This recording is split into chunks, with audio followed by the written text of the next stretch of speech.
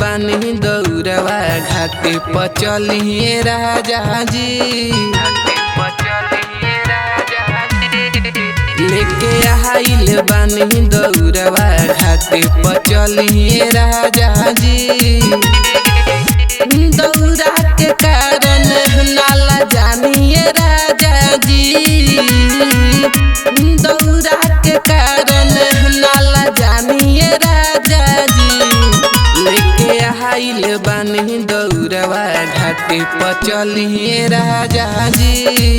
लेके आइल बानी दौड़वा घाटे पर चलिए राजा जी।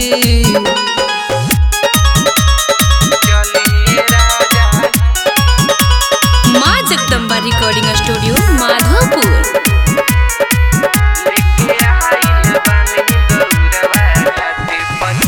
फुनवा से दूर रह भगती में खट खुश बानिए राजा घटिया पचल। फुनवा से दूर रह भगती में खट खुश बानिए राजा घटिया पचल। छोरी परबवा बाहर जाला राजा जी। छोरी परबवा बाहर जाला राजा जी। लेके आइल बानी दौड़वा घाटे पर चलिए राजा जी। लेके आइल बानी दौड़वा घाटे पर चलिए राजा जी।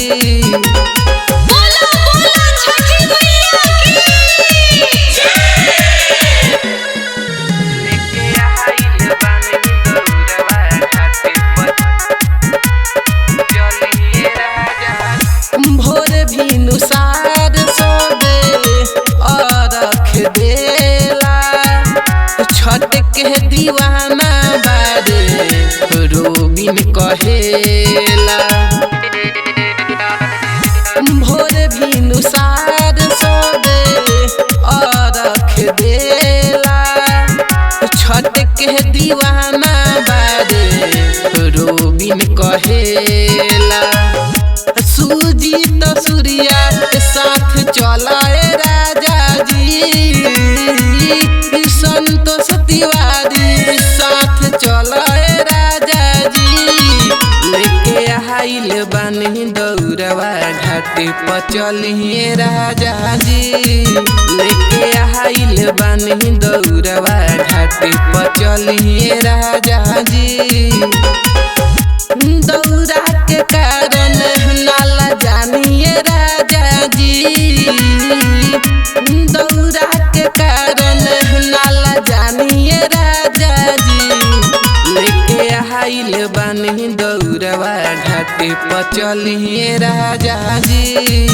लेके आइल बानी दौड़वा घाटे पर चलिए राजा जी। माँ जगदम्बा रिकॉर्डिंग स्टूडियो माधोपुर।